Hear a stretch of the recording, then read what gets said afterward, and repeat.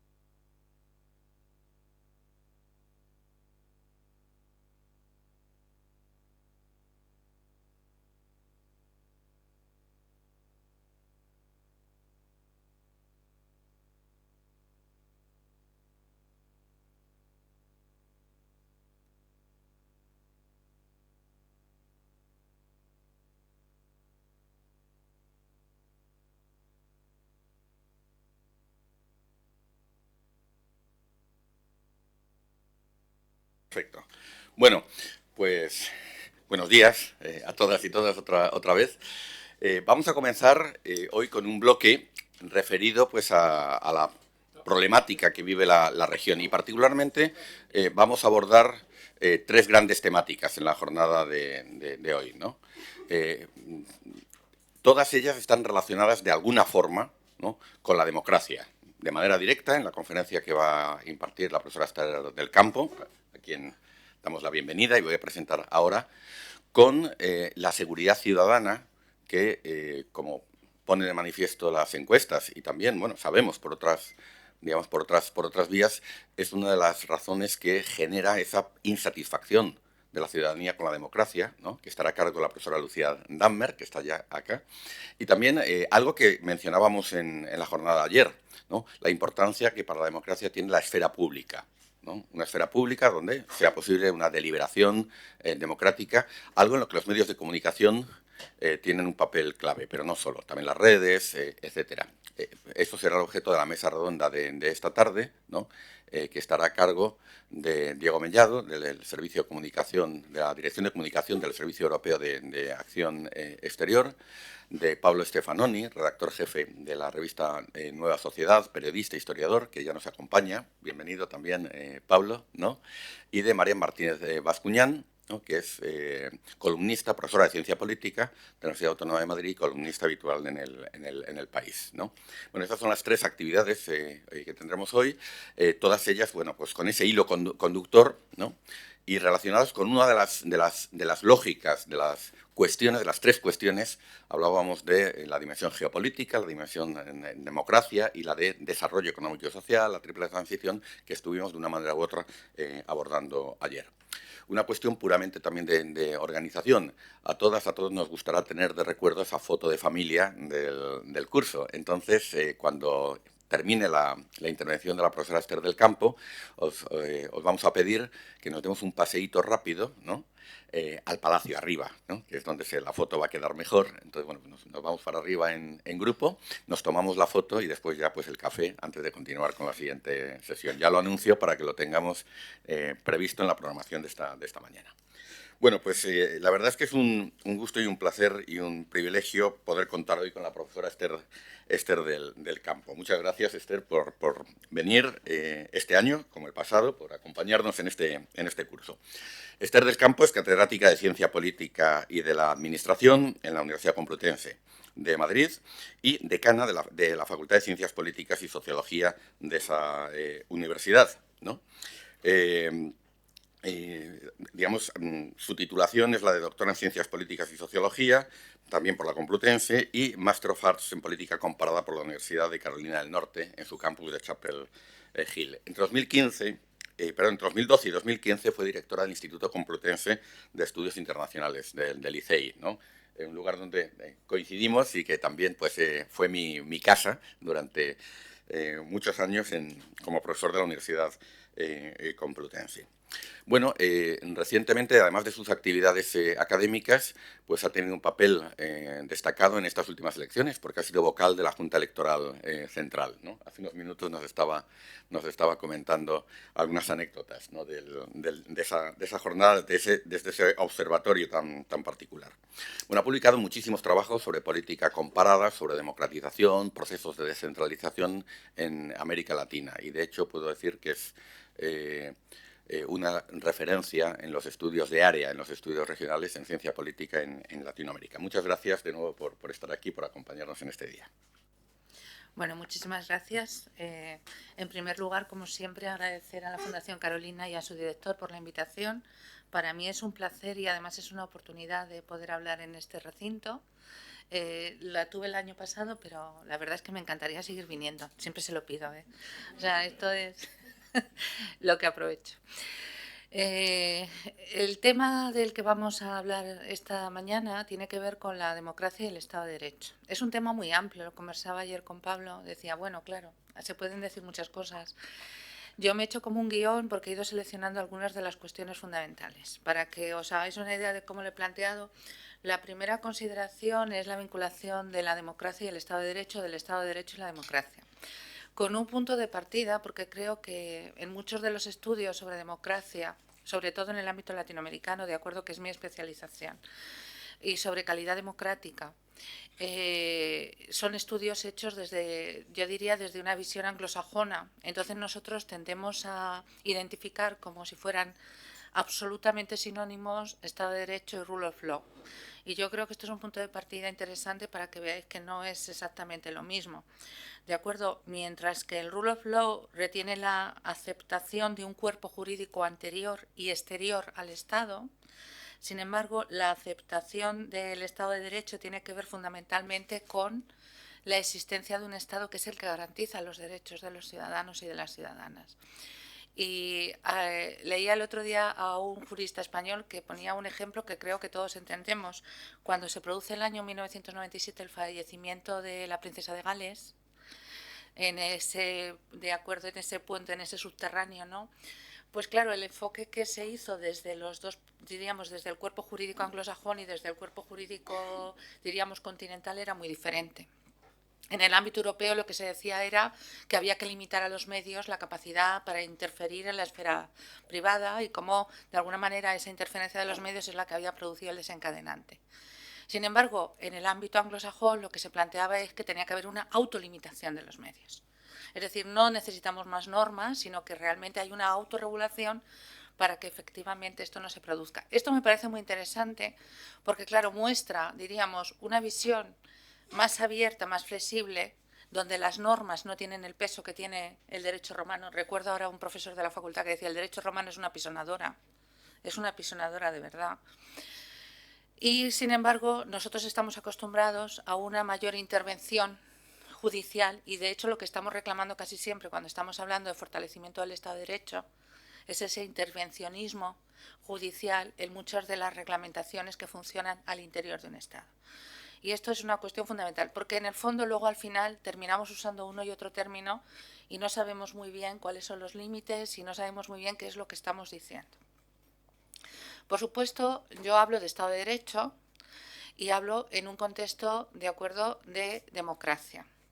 Como les decía, los estudios sobre democracia y sobre la calidad de la democracia tienen también, se pueden agrupar en diferentes ámbitos, ¿no?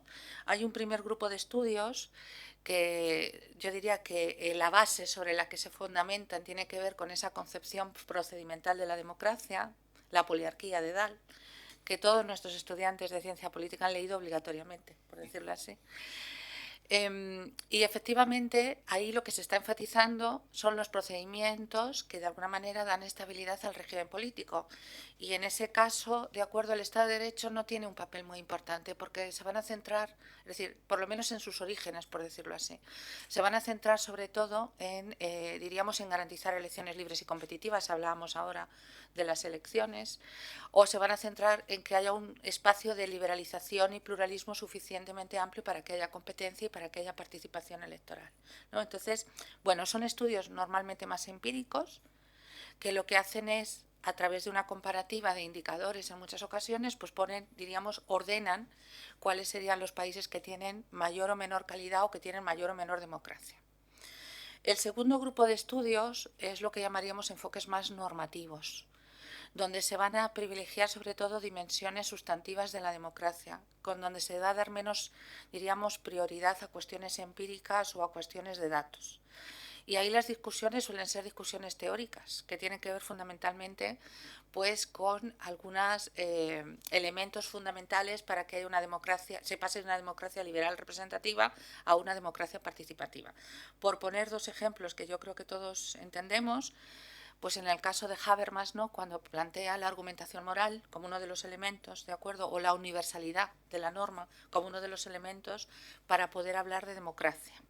O, por ejemplo, un texto que parece que ya está olvidado, pero que a nosotros, a una generación en los finales de los 90 o principios del 2000, nos generó muchísimo interés, que era el de Bernard Manin sobre los principios del gobierno representativo, ¿no? Y cómo el debate público, la existencia de debate público era una cuestión fundamental, como una especie de prerequisito para que efectivamente pudiéramos hablar de democracia.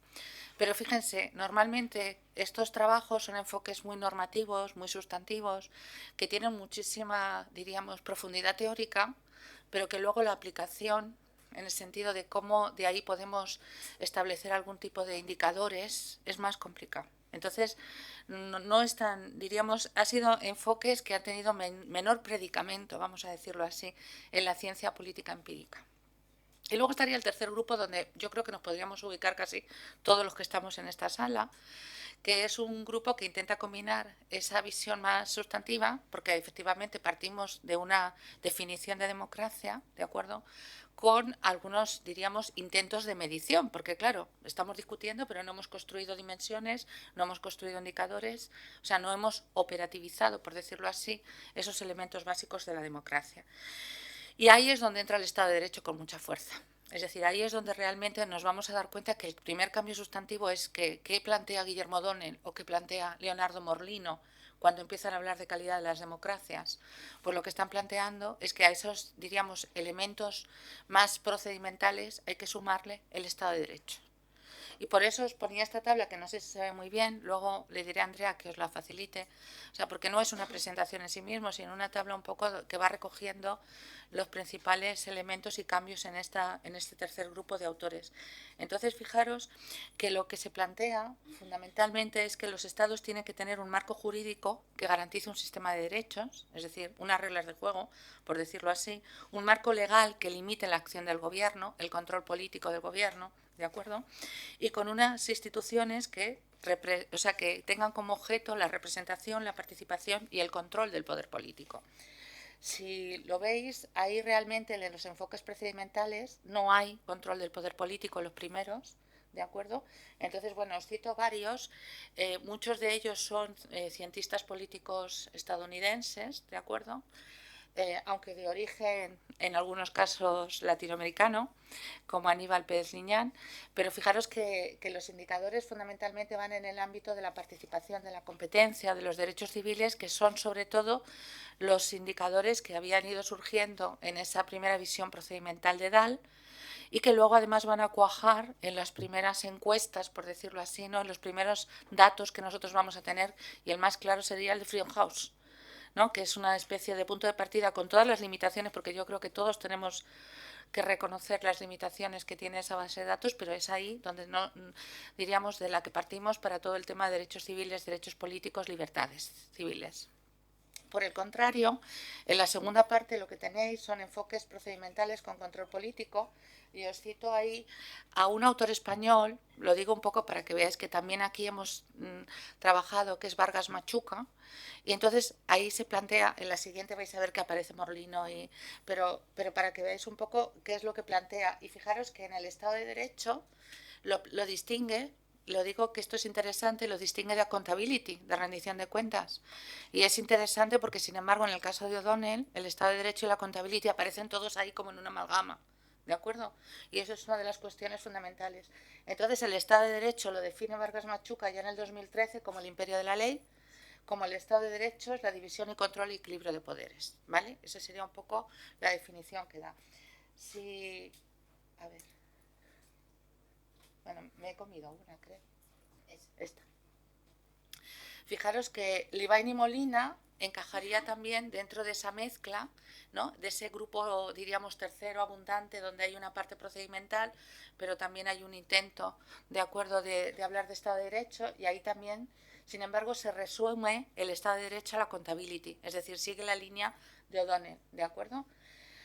Bueno, y luego los enfoques sustantivos que combinan Estado de Derecho, bueno, pues ahí os cito a Diamond y a Morlino o a Escobar, son ejemplos, luego lo vais a tener, simplemente para que veáis que hay toda una discusión en la literatura en torno a la democracia, de acuerdo, sobre cómo entendemos el Estado de Derecho.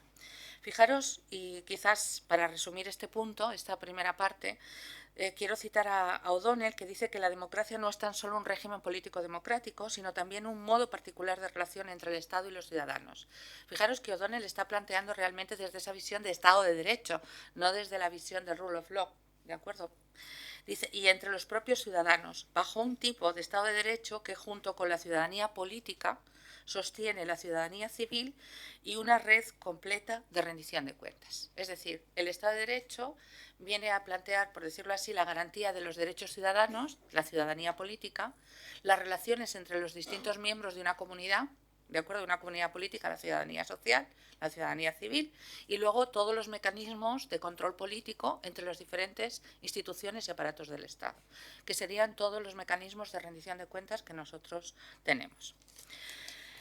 Fijaros que una vez delimitado, si queréis, un poco conceptualmente, ¿de acuerdo?, ese Estado de Derecho y cómo lo hemos ido trabajando, bueno, en esto, y de nuevo, simplemente para que lo veáis, fijaros, yo os ponía los indicadores del Banco Mundial. Esta es una lámina que me gusta poner porque es una lámina de los inicios de la medición del Banco Mundial, y cuando vas a Estado de Derecho, yo se lo digo a los chicos, está copiado literalmente de la página web, ¿vale? Entonces dice, si no me equivoco, porque veo muy mal, mide la calidad del cumplimiento de los contratos, la policía y las cortes, incluyendo la independencia judicial y la incidencia del crimen. Quiere decir con esto, en el fondo, de qué está hablando: de seguridad jurídica para la inversión internacional. Pensar que estamos hablando de comienzos de la década del 2000, cuando se crea, Robert Kaufman crea, ¿no?, esta base de datos para intentar medir la gobernabilidad en muchos de estos, en el mundo entero, porque realmente no es solamente América Latina, sino que es, diríamos, todos los países, termina siendo de todos los países del mundo. Entonces, por una parte, inseguridad ciudadana, por lo tanto pone el foco en algo que luego Lucía va a hablar, que es el tema de la violencia, del crimen organizado, diríamos, de los homicidios, de la tasa de homicidios, que en muchos países de la región efectivamente es muy alta, y pone el foco en la seguridad jurídica para las inversiones internacionales, pero se olvida de los ciudadanos. O sea, por ejemplo, algo que nosotros, yo siempre les digo a mis estudiantes, bueno, ¿y el acceso a la justicia dónde está? Es decir, una cuestión fundamental, el acceso a la justicia, el banco no hace nada. Bueno, simplemente para que lo tengáis. La segunda pregunta que yo me hacía es, bueno, ¿y por qué no hemos sido capaces? Si nosotros teníamos muy claro ya desde los 90 que teníamos una cuestión fundamental de reforzar el Estado de Derecho, ¿por qué no hemos sido capaces? ¿Qué tipo de reformas se han llevado a cabo en la región? Fijaros que si vais a la literatura, todo el mundo estaría de acuerdo en que a comienzos de la década de los 90, después del famoso consenso de Washington, y después de ver que las reformas estructurales y los paquetes de ajuste económico no habían tenido las medidas efectivas, el propio Banco Mundial recomienda, en los primeros trabajos de la década del 90, que hay que hacer reformas institucionales. Y entre las reformas institucionales está la reforma del Estado de Derecho. Pero claro, con una visión también bastante parcial. Una visión, pues, que significa un proceso de modernización, de ayornamiento de muchos de estos sistemas judiciales, con muchísima inversión, vuelvo a decirlo, es tremendo. Nosotros en ese momento tenemos un proyecto de investigación sobre las reformas judiciales en América Central, y tú veías ahí que había muchísimo dinero, pero realmente el impacto que tuvo fue bastante pequeño para la inversión que se produjo. En el caso de la cooperación española, por decirlo así, la inversión que hizo las escuelas judiciales fue brutal. Y sin embargo, luego te encontrabas con que los países nacionales no reclutaban a los jueces que nosotros habíamos formado en las escuelas judiciales. Entonces, Lo que trato de deciros con esto es que muchas de estas reformas, que significaron pues eso, procesos de modernización, procesos de fortalecimiento institucional y sobre todo, y en el caso de la cooperación española, procesos de profesionalización de la carrera judicial y de las personas y de los actores que estaban en esas reformas judiciales, pues la verdad es que no tuvieron, de acuerdo, muchísimo impacto. Desde el punto de vista europeo, intentando jugar siempre España, Europa, América Latina, hemos tenido varios programas también de reforzamiento, ¿no? Y de reformas, de modernización de estos sistemas judiciales. Entonces, bueno, hay un programa Euromed, ¿de acuerdo? El cuarto que dedica 4 millones de euros a trabajar sobre estas reformas judiciales. Hay algún país latinoamericano, pero muchos también países árabes. Es decir, no está centrado específicamente de acuerdo en América Latina, o un programa sí centrado en América Latina, que es el Pacto, con 19 millones de euros de acuerdo para luchar contra el crimen organizado, el fortalecimiento, diríamos, de esas instituciones que van a ser las instituciones judiciales, ¿no?, fundamentales. Y luego, en el caso español, hemos tenido el programa Eurosocial, que tenía también un componente de cohesión social, pero uno de los elementos fundamentales también tenía que ver con las reformas judiciales. Lo que trato de deciros, además de la cooperación bilateral, ojo, que ahí no me voy a meter, es decir, lo que trato de ejemplificar con esto es que sí ha habido recursos. Sí ha habido recursos desde los Estados y desde la cooperación europea y la cooperación española para intentar hacer estos procesos de acuerdo de reformas judiciales. Entonces yo me preguntaba realmente dónde está el problema, ¿no? ¿Dónde está el problema? Bueno, el problema puede estar, y quiero citar un trabajo que se hizo en una consultora en Llorente y Cuenca, en el que se hacía una especie de análisis de cómo habían funcionado todas estas inversiones, ¿no?, esta cooperación en temas judiciales. Ellos decían, bueno, puede haber un problema en el tema del diagnóstico. Efectivamente, creo que en muchas ocasiones nosotros tendemos a pensar que los procesos de modernización o de reforma que hemos llevado a cabo en nuestro país son exportables, ¿no? Recuerdo siempre un texto de Diamond que se llamaba Exporting Democracy. Es decir, vamos a ver, las instituciones no se exportan diríamos, no se deben exportar, no se pueden exportar con esa claridad. Fijaros que por ver desde el otro lado cómo perciben los ciudadanos ese funcionamiento de las reformas judiciales y del Poder Judicial, desde el 2004 la confianza de los ciudadanos latinoamericanos en la justicia no ha aumentado, ronda el 37%. Es decir, sigue siendo un poquito más alta que los partidos, no sé si eso es un consuelo, ¿eh? Es decir, porque es verdad que la confianza en las instituciones políticas también es muy bajita. Pero si tú piensas que la confianza, por ejemplo, en la policía, o la confianza en las Fuerzas Armadas, o la confianza en los medios de comunicación, o la confianza en la Iglesia Católica, está muy por encima y en ocasiones duplicando, ¿de acuerdo?, esta confianza, pues realmente es preocupante que con todo el esfuerzo que se ha hecho por parte de estos países y ha hecho la cooperación, pues realmente no funcione. Los principales problemas que identifican los ciudadanos son que la justicia es lenta, ¿de acuerdo?, que la justicia es corrupta y que la justicia es cara, que esa es otra cuestión fundamental. Yo siempre recordaré, porque además es una cuestión que planteo en muchas ocasiones, a unos diputados colombianos que me decían, bueno, nosotros manejamos una serie de votos. Entonces, claro, cuando tú empiezas a identificar cómo se produce el clientelismo dentro de esa relación patrón-cliente, la justicia tiene un papel muy importante. Entonces, una de las, diríamos, de los elementos que yo adiviné a lo largo del tiempo, fijaros, es que para ser buen candidato tenías que tener varios abogados. Y médicos también, lógicamente, pero el abogado era muy importante. ¿Por qué? Porque los sectores populares no tenían acceso a recursos jurídicos. Entonces realmente eso se convertía en algo, en un bien escaso y muy apreciado por parte de los posibles electores. Fijaros, ellos sí dicen también, la justicia no es independiente y la justicia no es imparcial.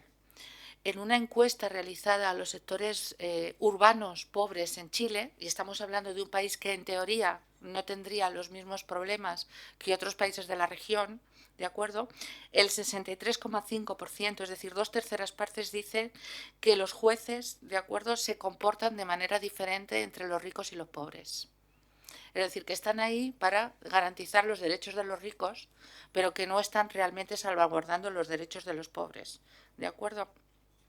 Una cuarta parte dice que es decir, el 26% dice que en realidad los abogados están solo preocupados por conseguir plata, por conseguir dinero. Que es el 90%, como os decía, que los abogados son demasiado caros. Es decir, recurrir a un abogado es algo que en los sectores populares no se pueden permitir. El 80%, fijaros, y esto es terrible, que los abogados son corruptos. O sea, en realidad, fijaros, lo que están diciendo es que la justicia es ineficiente, que la justicia es lenta, que la justicia es cara y algo peor, que es impredecible.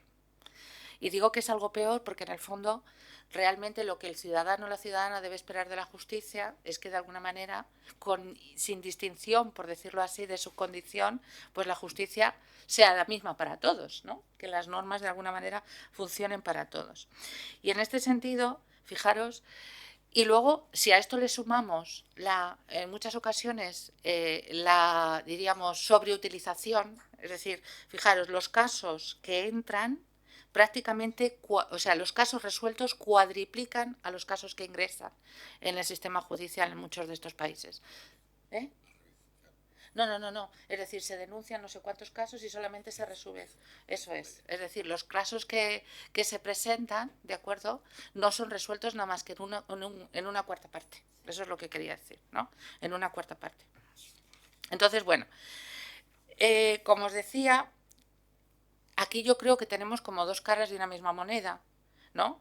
Mucha inversión y de alguna manera mucho estudio, vamos a decirlo así, mucho énfasis en la necesidad de sacar adelante esas reformas judiciales, que efectivamente tuvieron sus efectos. Ojo, yo no estoy diciendo que no tuvieran efectos. En muchos países de la región se modificaron los consejos de magistratura o se crearon, ¿de acuerdo? En muchas ocasiones intentando copiar nuestro Consejo General del Poder Judicial. Se incrementaron los presupuestos. En algunos casos se hicieron modificaciones constitucionales para que el peso del Poder Judicial dentro de lo que llamaríamos la estructura presupuestaria fuera más importante. Se puso mucho énfasis, como ya he recalcado, en profesionalizar la carrera judicial. Y efectivamente esta fue uno de los elementos más fundamentales. Por supuesto, también se modificaron los procedimientos penales. Esto es muy interesante porque, por ejemplo, una de las cosas que decía el Banco Mundial ya en los 90, ustedes tienen que reformar sus códigos penales porque están muy atrasados. Pero fijaros, sorprendentemente, las reformas de los códigos civiles van mucho más atrasadas todavía. Es decir, ahí no se ha puesto el énfasis. ¿Por qué? Porque se estaba, de acuerdo, viendo desde una determinada perspectiva. Y luego, fundamentalmente también, pues en algunos casos se intentaron mejorar, si queréis, desde la perspectiva de los ciudadanos, el funcionamiento de los ministerios públicos, ¿de acuerdo? Y por lo tanto, o se crearon algunas instituciones que tuvieron también, pues yo creo que un peso importante en la consolidación democrática, como son las defensorías del pueblo. Es decir, vuelvo a decir, creo que hay que ponderar un poco la visión que os estoy dando. No quiero dar una visión estrictamente negativa. Lo que trato de deciros es que con todo lo que se hizo, con toda la inversión que se puso, sin embargo, los resultados quizás no fueron los esperados. Y en ese sentido uno puede pensar si no estamos, o sea, qué es lo que nos ha pasado, ¿no? Ese sería un poco mi planteamiento. ¿Cómo se puede producir una correlación positiva? Es decir, cómo, de alguna manera, ¿qué hemos aprendido? Vamos a decirlo así. ¿Qué lecciones hemos aprendido de todos estos 20 años casi pasados, ¿no? Donde hemos estado haciendo reformas judiciales, reforzando el Estado de Derecho, pero realmente no ha habido una progresión o una correlación positiva por parte de la ciudadanía? Bueno, pues creo que lo primero que hemos aprendido es que en muchos de los procesos de reforma se necesita una cierta flexibilidad. Voy a plantear, si queréis, cuestiones de dudas. No tengo soluciones, nunca tengo soluciones, también es verdad.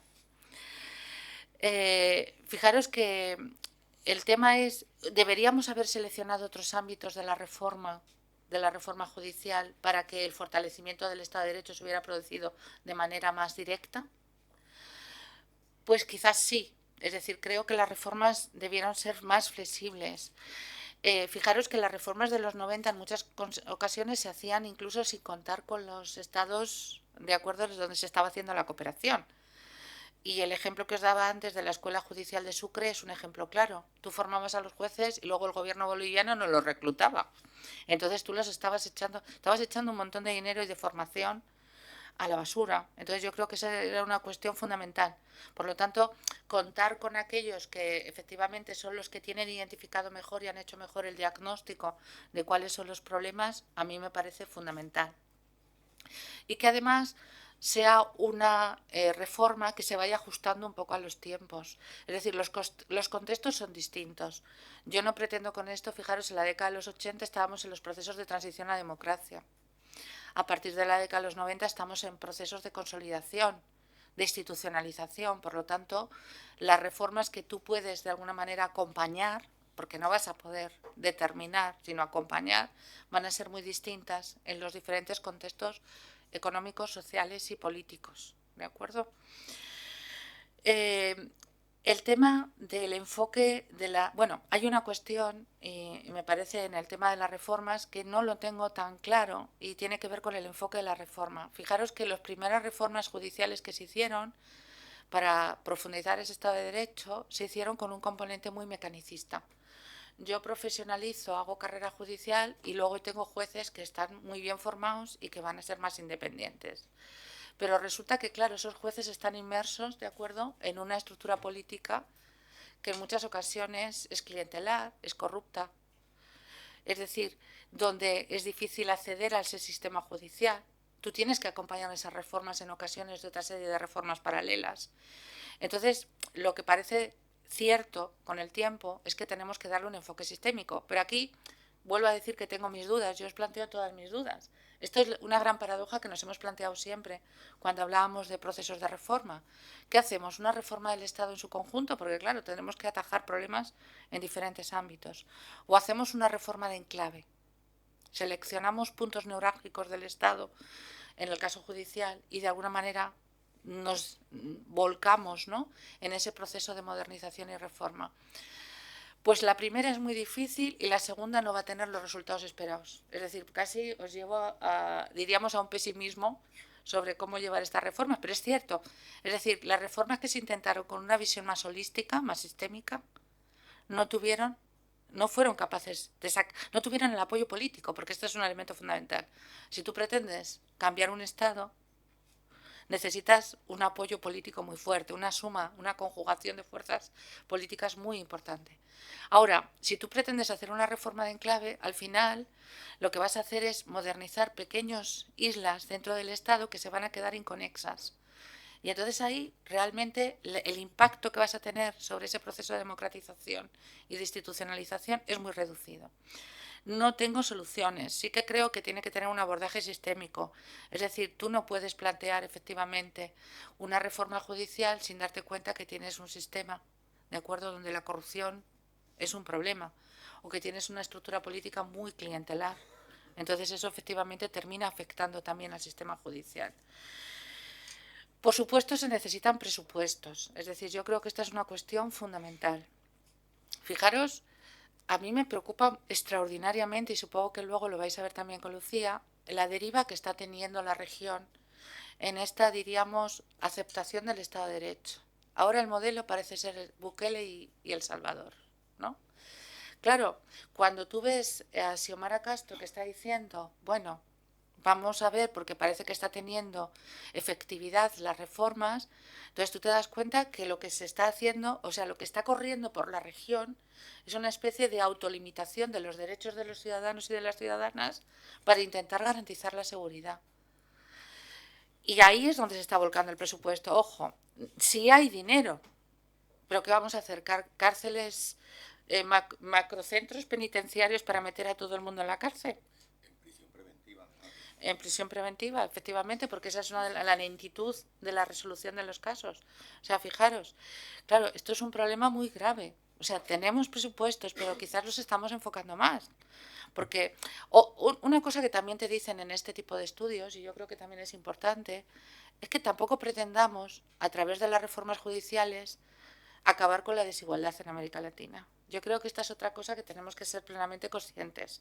Porque claro, a nosotros se nos llena la boca cada vez que hablamos de esto, de la desigualdad, y bueno, pero es que eso no es la consecuencia inmediata de hacer la reforma judicial. Tenemos que entender además que todos los procesos de reforma son procesos de largo aliento. Es decir, que no van a ser de 2 o 3 años, sino que son procesos de una década. Entonces, en este sentido, si no entendemos eso, es un problema. Por supuesto, los recursos humanos, es decir, seguimos necesitando tener inversión, ¿de acuerdo?, en la carrera judicial, vamos a decirlo así, en la formación jurídica de nuestros abogados, de nuestros jueces, de nuestros fiscales. Y, por supuesto, para eso necesitamos contar con el apoyo de todos los actores posibles.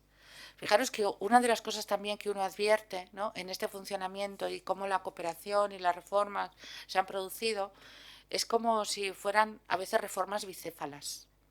Porque tú te das cuenta que hay una buena aceptación por parte de los actores principales, que son jueces, fiscales, abogados, pero sin embargo la percepción que hay desde el otro lado, desde los políticos, pero sobre todo desde los ciudadanos, es muy negativa con respecto a las reformas.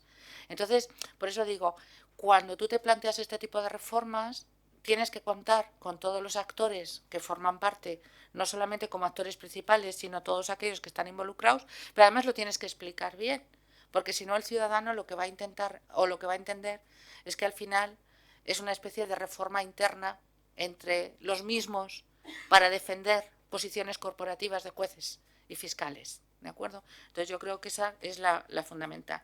Y luego, fijaros que hay otra cuestión y sería la última que querría abordar, y es que es cierto que la cooperación en procesos de reforma judicial ha sido, diríamos, ha sido larga, ¿no? Se ha prolongado en el tiempo.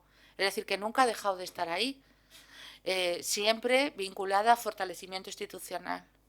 Entonces yo me quería preguntar al final si efectivamente debemos seguir invirtiendo en este tipo de cooperación para fortalecer el Estado de Derecho. Y aquí mi respuesta sí es determinista, sí.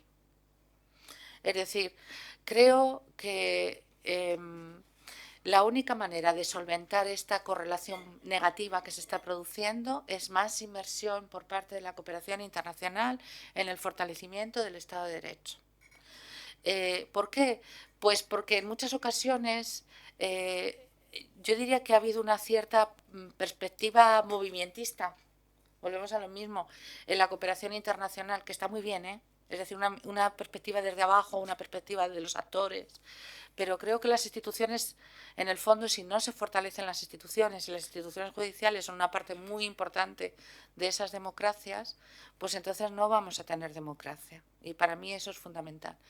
Por lo tanto, sí considero que debemos seguir haciendo eso, pero bajo otras reglas, como he dicho, ¿no? En un enfoque más sistémico, con mayor flexibilidad, contando con la participación, ¿de acuerdo?, de los receptores de ese tipo de ayuda, porque lógicamente ya no se puede hacer cooperación desde la Declaración de París de otra manera, es decir, porque si no José Antonio me regaña si dijera lo contrario, pero efectivamente creo que necesitamos seguir invirtiendo en este tipo de reformas. Seremos capaces de, lo que viene a continuación es más de lo mismo, ¿de acuerdo? Os pongo algunos otros indicadores y luego lo que he hecho, que no se ve muy bien, pero espero que os sirva de algo, sobre todo a los estudiantes, es intentar explicaros cómo se operacionalizan o operativizan, como diríamos, las dimensiones de Estado de Derecho según Morlino. Porque aquí el problema es cómo lo medimos. Entonces, fijaros, Morlino, en el caso de Estado de Derecho, habla de 5 subdimensiones: seguridad individual y orden civil. En segundo lugar, poder judicial independiente y sistema jurídico moderno. En tercer lugar, capacidad institucional y administrativa para asegurar el cumplimiento de las leyes. En cuarto lugar, integridad o ausencia de lucha contra la corrupción, la ilegalidad y el abuso de poder. Y en quinto lugar, fuerzas de seguridad respetuosas de la ciudadanía y bajo control civil. A ver, Morlino, lógicamente, no quiero criticarle, porque ya que lo estoy usando, pero fijaros que él, de alguna manera, lo plantea en un contexto porque él viene de estudiar todos los procesos de transición a democracia. Entonces, el tema del control civil y todo eso tiene ese componente, ¿no?, de cómo se construye un Estado de Derecho en un proceso de transición democrática cuando hay que hacer un control civil de las fuerzas de seguridad y de las fuerzas del orden. Pero bueno, algunas de estas cuestiones han ido perdiendo vigencia. Entonces, por acabar, y ya creo que más o menos cumplo con deciros que la fortaleza del Estado de Derecho es una condición sine qua non para que pueda funcionar una democracia. Yo os diría que no sé si es una precondición para que haya una democracia, porque lógicamente sigue siendo mucho más importante lo que llamaríamos características institucionales del régimen político. Pero para que la democracia tenga éxito, es decir, para que la democracia sirva a sus ciudadanas y ciudadanos, sí tenemos que seguir fortaleciendo ese Estado de Derecho. ¿De acuerdo? Muchas gracias.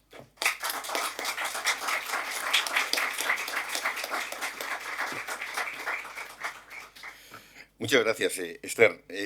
Me voy a permitir, antes de abrir el turno de preguntas, introducir algún elemento, digamos, también de contexto, ¿no? Hace justamente una semana se ha publicado la última edición del Latinobarómetro, ¿no? La edición de 2023. Y bueno, el Latinobarómetro, lo conoceréis la mayoría, pero bueno, simplemente decir que es la encuesta de referencia sobre, digamos, adhesión a la democracia y también sobre satisfacción con la democracia y sus instituciones que se hacen en América Latina. Lo hace la Corporación Latinobarómetro, que está en Santiago de Chile, dirigida por Marta Lagos, ¿no?, que a su vez forma parte de un consorcio internacional, ¿no?, de Ipsos Mori, que formula preguntas similares en otras regiones. Entonces, bueno, muchas veces miramos Latinobarómetro, pero también es muy interesante examinar las encuestas de Ipsos Mori porque nos da la dimensión comparada, ¿no? Es decir, bueno, para, por ejemplo, analizar en qué medida la erosión de la democracia o la crisis de confianza en la democracia es un problema compartido, como insistíamos ayer, entre América Latina y Europa. Esto no es una apreciación, sino que está avalado por los datos de esta, entre otras encuestas, ¿no?, pero en particular las de Ipsos Mori, de la que forma parte Latinobarómetro. Y bueno, el último Latinobarómetro, que seguramente ya has tenido ocasión de consultar, pues nos da unos datos que no varían significativamente respecto a la edición anterior, pero mencionaré, en cuanto a la adhesión a la democracia, la expresan el 48% de las personas consultadas, ¿no? Es decir, estamos en unos niveles de adhesión a la democracia más o menos de la mitad de la población, ¿no?, que son de los más bajos desde 1995, que es cuando se empezó a hacer esta encuesta y desde cuando tenemos las series, ¿no? Un 17%, ¿no?, preferirían un gobierno autoritario, ¿no? Y este se encuentra entre los niveles, con alguna variación respecto al año anterior, a la edición anterior, pero se encuentra entre los niveles más altos también desde 1995. Y lo que aumenta más es lo que esta encuesta llama el colectivo de los indiferentes, ¿no? Con tal de que en fin, la democracia o dictadura o régimen autoritario, lo que, en fin, les importa básicamente, ¿no?, no les importa mucho y lo que quieren básicamente es que se resuelvan sus problemas, ¿no? Y esa aumenta ligeramente. Dos datos también que da esta encuesta: el nivel de apoyo, digamos, de indiferencia y de apoyo al autoritarismo es mayor entre los jóvenes que entre los mayores, ¿no?, y es menor entre las personas de menor educación. O sea, más educación, más adhesión a la democracia. Claro, educación hay que verlo aquí también como un proxy de renta, ¿no? Que también no es exactamente lo mismo, pero se parece bastante, ¿no? Está bastante correlacionado, ¿no? Y bueno, un par de datos más también en cuanto a satisfacción con el funcionamiento de la democracia, que no es lo mismo que adhesión genérica a la democracia. Solamente un poco más de una cuarta parte de los latinoamericanos, el 28%, están satisfechos con el funcionamiento de la democracia, que es un nivel también de los más bajos de la serie histórica, ¿no?, y el 69% están insatisfechos. Hay una pequeña mejora en el nivel de satisfacción respecto a la edición anterior, pero es muy pequeña. O sea, todavía nos encontramos desde el 95 en los niveles más bajos. Y no es muy distinto, varía por países, pero también tenemos unos niveles de insatisfacción muy elevados pues, en la Unión Europea. Por eso decía que era una cuestión compartida. Y hay un par de matices más que quisiera decir. Claro, hablar de todo esto, pues hablar efectivamente de un contexto muy amplio. Tiene que ver con cuestiones que la profesora del campo, que Esther ha mencionado, la integridad de los sistemas electorales, ¿no? En fin, que las elecciones sean elecciones realmente limpias, que haya, digamos, que estén digamos, protegidas frente a intentos de interferencia. Los sistemas de partidos, un tema también que, en fin, Esther ha mencionado la bajísima. Se encuentra entre las instituciones de menor confianza, hacia las que expresan menor grado de confianza la ciudadanía latinoamericana, los partidos políticos, y en algunos países, el caso de Perú, por ejemplo, es extremo, que prácticamente han dejado de haber partidos, y hay muchos no partidos, ¿no? En cuanto al nivel de fragmentación y de debilidad de esas instituciones esenciales. Hay una dimensión también de calidad de las políticas públicas, cobertura, impacto, resultados, coste-eficiencia, que respondan a la inclusividad, que respondan al interés general. Un problema, por ejemplo, que estas encuestas revelan es la percepción generalizada de que hay un fenómeno de captura de las políticas públicas para los intereses de unas determinadas élites. Está muy generalizado, ¿no? Cuando aquí vemos cómo está regulada la tarifa de la electricidad, no pensamos generalmente en el interés general, y esto pasa también en que eso responda al interés general, y eso pasa en muchos otros países. Y la medida en que eso tenga una dimensión redistributiva y predistributiva, ¿no? Una cierta idea de equidad, todo esto son dimensiones muy importantes que en otros casos hemos tratado. Pero lo que es importante de la sesión de hoy, y quisiera resaltarlo, es que dentro de todas esas dimensiones hay una que generalmente le prestamos menos atención, y es el acceso a la justicia, ¿no? Esos datos que la profesora del campo pues, ha desgranado con mucha brillantez y claridad, que revelan que efectivamente la percepción de la ciudadanía es que la justicia no es igual para todos, que la justicia no es imparcial. Me acordaba de Rawls y su teoría de la justicia, su justice as fairness, ¿no? Digamos, como la imparcialidad que se espera, por supuesto, la justicia misma, también de otras políticas. Y esto es una fuente importantísima de insatisfacción, ¿no? Por lo tanto, me quedo con esto último que has señalado. O sea, hay que darle mucha más relevancia en la agenda del diálogo político y sobre todo de la cooperación entre la Unión Europea, internacional en general, pero de la cooperación que desde luego desde la Unión Europea y América Latina. Y una cuestión que yo creo que, vamos, me ha llamado mucho la atención de tu intervención y que gustaría destacar, esto no es una cuestión solamente de transferencia de recursos. No. ¿No? Y de hecho hay mucha experiencia en transferencia de recursos, creo que lo has señalado, recursos cuantiosos, que respondía a una visión de la cooperación y una visión de esta problemática pues que quizás no era la adecuada. Entonces, allí insistíamos, también te lo quisiera compartir contigo, Esther, insistíamos en la necesidad de ver estas cuestiones como problemáticas compartidas y de insistir en mucha mayor medida, ¿no?, en el diálogo de políticas, ¿no?, en la capacidad de innovar en políticas públicas, ¿no?, de compartir las experiencias y los aprendizajes. Porque efectivamente las instituciones, lo decía Douglas North, viajan mal, ¿no?, y no son exportables. Pero lo que sí es exportable, o mejor que exportable, compartible, ¿no?, en una suerte de pool de conocimiento común, ¿no?, es justamente la experiencia de la que podemos aprender. No necesariamente para replicarla, pero sí como un insumo importante para la innovación en materia de política pública. Y esta es una de las fuentes o de las bases de eso que hemos llamado, lo veremos el viernes, el enfoque del desarrollo en transición. Una forma de entender la cooperación que no es simplemente transferencia de recursos o exportación de prácticas, modelos institucionales, sino trabajar conjuntamente en experimentación, aprendizaje, innovación, ¿no?, en materia de políticas públicas, de buenas prácticas. Bueno, era simplemente hacer esos comentarios. Si quieres reaccionar, Esther. Sí. Empiezo por el final, porque algunos ejemplos para que veáis que sí se han hecho esfuerzos por innovar y que han tenido impacto positivo, os digo, para no ponerlo todo negro, ¿de acuerdo? Por ejemplo, pues en temas de acceso a la justicia, una de las cuestiones fundamentales que se detectó es que efectivamente la justicia está muy alejada de determinados, diríamos, núcleos rurales. Entonces, tú puedes hacer casas de justicia. Entonces se hicieron, diríamos, procesos de descentralización del servicio de justicia para que determinados, diríamos, comunidades pudieran acceder. Bueno, pues eso es un ejemplo. O, por ejemplo, cuando detectas que tienes problemas de violencia contra la mujer, pues en algunos casos se hicieron comisarías para las mujeres específicamente para atender el problema de la violencia. O, por ejemplo, cuando se detectó, por ejemplo, sobre todo en países centroamericanos, en Guatemala, que estuvimos trabajando, que tenías problemas de acceso por comunidades indígenas porque no eran castellano parlantes, es decir, no hablaban.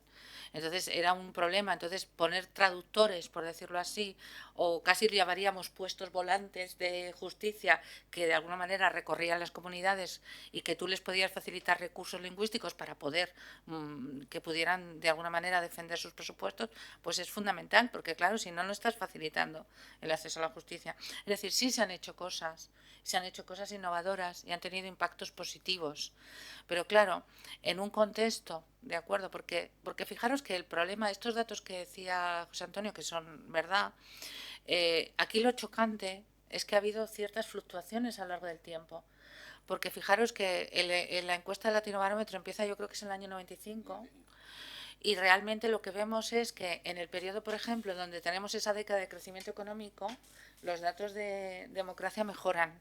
No porque hayan mejorado las instituciones, sino porque la percepción de los ciudadanos y de las ciudadanas cuando valoran esa democracia, pues es mejor porque han incrementado su renta per cápita, sus ingresos, y entonces tienen una percepción mejor.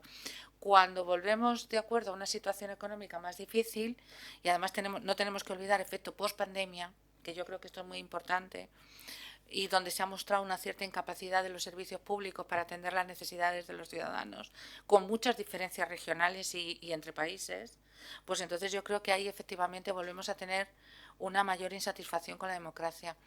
Fijaros, nosotros escribimos un artículo que, bueno, ya tiene 5 o 6 años, con Paramio, donde intentábamos vincular la calidad de los servicios públicos con, de acuerdo a la valoración de la democracia, y efectivamente nos daba. Había una correlación positiva, a peores servicios públicos, mayor insatisfacción. Y por lo tanto, de repente se producía una caída, ¿de acuerdo?, en la percepción que tenían los ciudadanos con respecto al funcionamiento de la democracia. Claro, el problema, y por retomar la primera parte que planteaba José Antonio, el problema es, bueno, en el fondo, si queréis, esta incapacidad de que sean exitosas las reformas judiciales puede tener que ver también con un proceso de desinstitucionalización política. Totalmente de acuerdo. Es decir, yo lo decía el otro día, retomaba un concepto de Huntington que era political decay. Yo creo que estamos en un political decay. Es decir, creo que tenemos un proceso de institucionalización. Los partidos políticos, que han sido los actores, diríamos que son los instrumentos intermediarios en una democracia representativa, en el caso de América Latina están fulminados. De hecho, cuando tú ves aquellos que están fulminados, todo el mundo viene de un partido, vamos a decirlo también. El caso es que cuando se presentan las siguientes elecciones, dicen que son independientes. Claro, pero si tú rastreas de dónde vienen y a dónde van, pues todos han estado ahí. Pero bueno, es sorprendente, pero es así. Hay un proceso de desinstitucionalización. Bueno, las dificultades que están teniendo algunos de los presidentes de la región. Es decir, habéis visto que hemos vuelto a un proceso de movilización masiva en Perú. Es decir, no se ha calmado ni se ha resuelto la situación. Entonces yo creo que ahí tenemos una cuestión. Vamos a ver, Chile, bueno, se ha quedado tocado, ¿no? Después del último resultado del plebiscito y de las elecciones de los consejeros constitucionales, pero estamos en un contexto, vamos a ver si no se repiten. Bueno, es que estamos en una encrucijada. Vuelvo a decir, no quiero ser pesimista, pero sí que creo que estamos en un contexto de desinstitucionalización donde las principales instituciones están sufriendo. Y están sufriendo porque no han sabido adaptarse, yo creo. Y en algunos casos no han sabido explicar a sus ciudadanos o no han dado los frutos deseados. Porque a lo mejor resulta que las instituciones no están mal concebidas. O sea, el diseño no tiene por qué ser malo. El problema es que ese diseño encaje con los problemas y las necesidades que tiene una determinada comunidad política, ¿no? Bueno, poco más puedo decir porque podría seguir hablando, si queréis, el tema de la credibilidad electoral, por poner una cuestión sobre la mesa, porque nos pasó el otro día. Además de las elecciones del 23J, nosotros recibimos la visita del órgano electoral plurinacional el domingo. de Bolivia. Os podéis imaginar que con ese nombre el órgano electoral plurinacional es el órgano electoral boliviano, ¿de acuerdo? Yo sentí, claro, y fijaros, lo que vinieron a pedirnos venían con un proyecto del PNUD, del Programa de Naciones Unidas para el Desarrollo, con la cooperación española, para intentar afianzar institucionalmente el organismo electoral. Porque fijaros que uno de los problemas que hemos tenido en la región, efectivamente, es la falta de credibilidad electoral, o sea, en la administración, por decirlo así, ¿no? Hay fraude, bueno, y entonces ellos nos decían, es que nosotros, por ejemplo, no nos atrevemos a sacar los resultados provisionales, porque les sorprendía la rapidez con la que nosotros, o sea, si os disteis cuenta, a las 10:30 de la noche, a las 11 ya teníamos el 99 y pico % escrutado, lo teníamos ya. Y ellos decían, no, nosotros tardamos semanas, no nos atrevemos a sacar los resultados provisionales, no sacamos las actas, las sacamos después porque eso genera todo un problema. El censo, fijaros, tienen un censo biométrico que además ha sido un censo alabado digamos internacionalmente. La gente duda del censo, tienen visitas a que la gente vaya a ver cómo se hacen las cosas. Bueno, es increíble. Entonces, claro, en el fondo, ¿qué es lo que te está mostrando? Pues un descreimiento en torno al funcionamiento de todas las instituciones brutal. Y ellos nos decían, ¿qué podemos hacer para que la gente confíe en nosotros? Decían los pobres. A mí me daban pena, en el fondo. Digo, claro, esto es un proceso, es casi cultura política. Esto es un proceso donde tú tienes que sembrar confianza en la ciudadanía con respecto al funcionamiento de las instituciones. Claro, y yo les decía, bueno, y en el fondo que hubiera un compromiso de los partidos políticos en torno al buen funcionamiento de las instituciones, y decía, bueno, eso a veces funciona, dice, pero hay compromisos, dice, lo que pasa es que luego los incumplen. Entonces, claro, al final, bueno, pues fijaros, si yo me lo llevo a casa el problema y digo, ¿y qué solución tiene esto? Porque por mucho dinero que les pongamos, por mucho acompañamiento internacional, si al final no se genera esa confianza en torno al funcionamiento de un órgano que además tengo que deciros que mi impresión, porque además el presidente del órgano era Salvador Romero Vallivian, que a mí me parece una persona excepcionalmente preparada, que tuvo que salir. Tienen, no sé si exiliados, a 3 de los miembros del órgano electoral plurinacional. O sea, es que la cosa, claro, entonces si tú te planteas esa situación, pues ¿cómo va? Y tenemos, fijaros, revocatorio de mandato el año 2024, elecciones presidenciales y elecciones departamentales y municipales, el 25, para llorar, con un órgano electoral que no tiene capacidad, que, bueno, están enjuiciados, no tienen protección penal. O sea, una de las magistradas nos decía, tuve que ir a declarar sin ningún tipo de protección, dice, me tuve que buscar un abogado, me fueron a buscar acá. Entonces, claro, en ese contexto, fijaros cómo se puede plantear unas elecciones imparciales, unas elecciones cuyos resultados sean reconocidos por la ciudadanía. Bueno, pues parece difícil, ¿verdad? Parece difícil. Incluso ahí pueden jugar un papel efectivamente las misiones de observación electoral, pero las misiones de observación electoral no hay que olvidar que son, digamos, no son la institución que debería generar esa confianza, ¿no? No son la solución adecuada, ¿no? Y bueno, no hay que descartar su importancia. Han jugado, han jugado y juegan un papel muy relevante, pero lo deseable sería que un país efectivamente no necesitase de unas misiones de observación electoral externas, ¿no?, que certificasen la limpieza del proceso, porque su ciudadanía cree más en la misión exterior, ¿no?, que en las propias instituciones. Mira, me estás dando una idea. Yo creo que lo que pueden vender cuando vuelvan a Bolivia es que vinieron a hacer una observación electoral al 23J. Muchas gracias, Esther. Pues abrimos el turno. Quien quiera intervenir, Paz por acá, Carmelo en segundo lugar. Por favor, bueno, a ver, vamos a ir dando 3 porque no sé si voy a ser capaz de anotar todas. Venga, Paz, después Carmelo y Vicente. Gracias. Gracias, profesora Esther del Campo, por esta visión que nos ha dado tan aterrizada. A mí me gustaría llevarlo al enfoque práctico, ¿no? Ha hecho mención de que la Unión Europea quiere seguir o debería seguir invirtiendo en el reforzamiento institucional desde la perspectiva, digamos, de la colaboración Unión Europea-América Latina. Como técnico de proyectos y con casi 30 años de experiencia en proyectos de cooperación de la Unión Europea, muchos de ellos con América Latina, pues sí me gustaría plantear, digamos, o al menos de poner sobre la mesa un pequeño debate, ¿no? Quizá precisamente al hilo de la publicación que ha hecho, del anuncio que ha hecho Ursula von der Leyen de destinar si mal no recuerdo, 10.000 millones de euros de la cooperación europea para el reforzamiento de las relaciones Unión Europea-América Latina, que irán ligados también a aportaciones privadas en el ámbito empresarial, inversiones, etcétera. Quizá no sería oportunidad, aprovechando también que está por aquí Javier Niño y gente del equipo del Servicio Europeo de Acción Exterior, de replantear esa cooperación desde el punto de vista de reforzamiento institucional entre la Unión Europea y América Latina. Por la experiencia que tengo, y de hecho aquí en Cantabria hemos estado impulsando algunos proyectos de colaboración entre instituciones gubernamentales, tanto de Cantabria y otras regiones, con América Latina, con México, con Uruguay, etcétera, y con Bolivia, etcétera. Lo que veo es que efectivamente se destina un gran número de recursos a desarrollar esta relación institucional, a transferir las mejores prácticas en multitud de proyectos pilotos, pero al final se queda en eso, ¿no? Es como una pequeña lluvia fina que no termina de permear en el territorio, ¿no? Muchas veces uno tiene la sensación de que, muy bien, la relación institucional está muy bien, nos visitan representantes institucionales de X gobierno mexicano, boliviano o uruguayo, pero al final dices tú, bueno, ¿esto para qué sirve? ¿Para una agencia de viajes o realmente se desarrolla o genera, digamos, prácticas positivas? Yo creo, y ayer se mencionó también en la charla de la tarde con Javier Niño, que la Unión Europea debiera replantearse la forma, digamos, en la que quiere llevar a cabo ese reforzamiento, ese apoyo al reforzamiento institucional.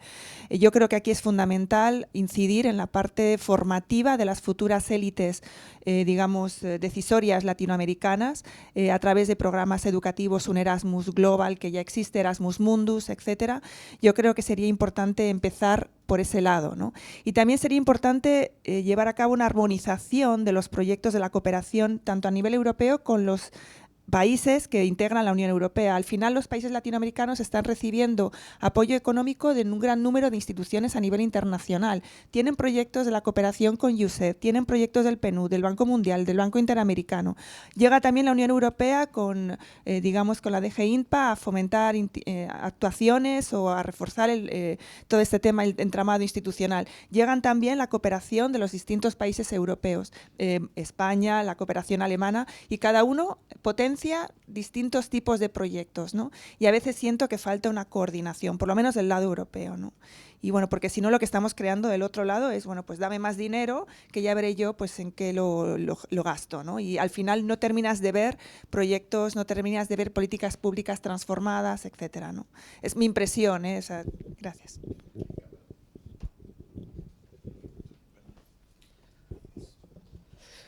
Sí, bueno, pues muchas gracias a la profesora del Campo por su conferencia, como muy interesante como la del año pasado también, y gracias por la misma.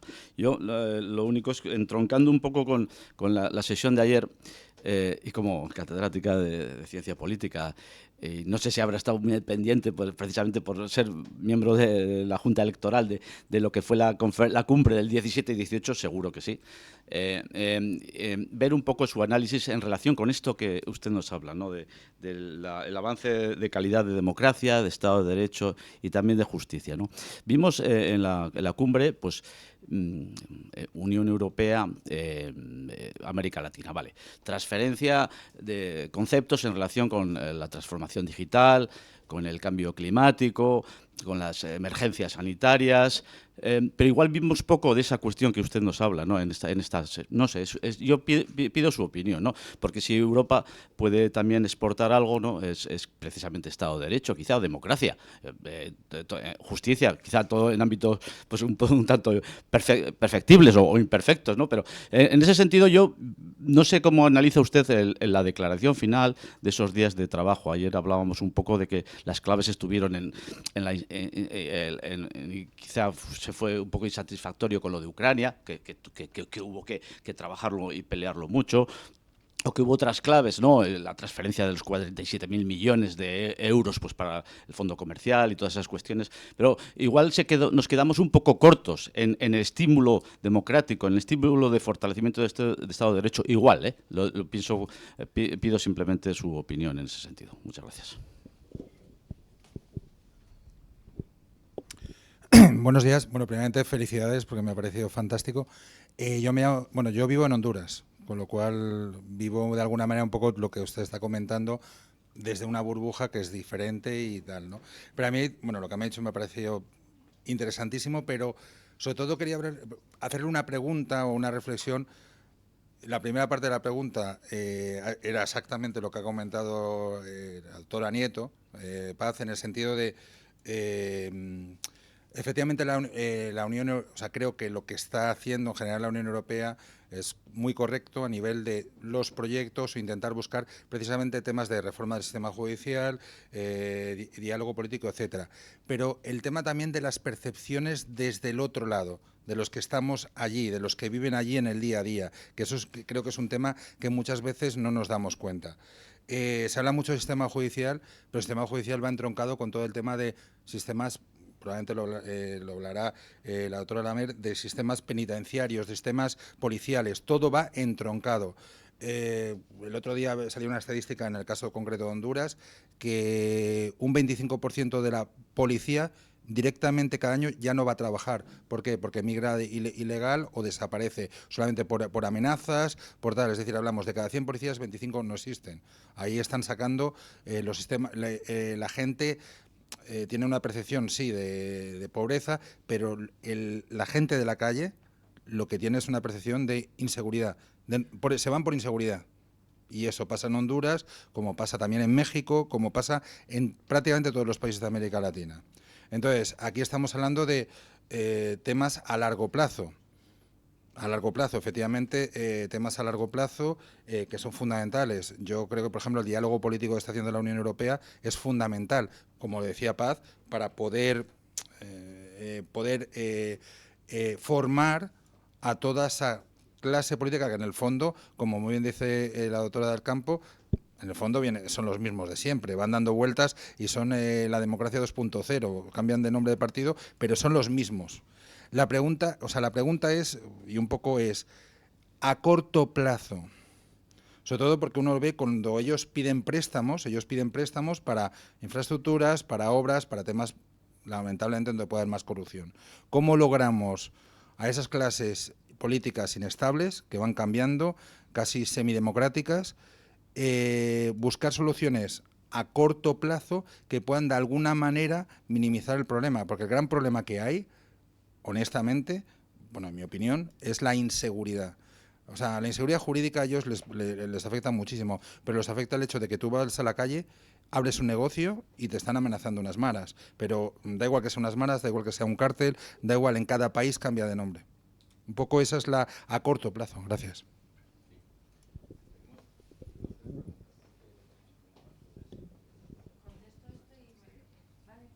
Se me olvida que soy mayor y entonces, a ver, voy con Paz. A ver, yo lo que creo, comparto el problema porque es un poco, diríamos, la visión. Es verdad que hemos gastado mucho y es verdad que no hemos sido capaces de alcanzar los resultados esperados, ¿no? Entonces es un poco frustración la que se siente en ocasiones.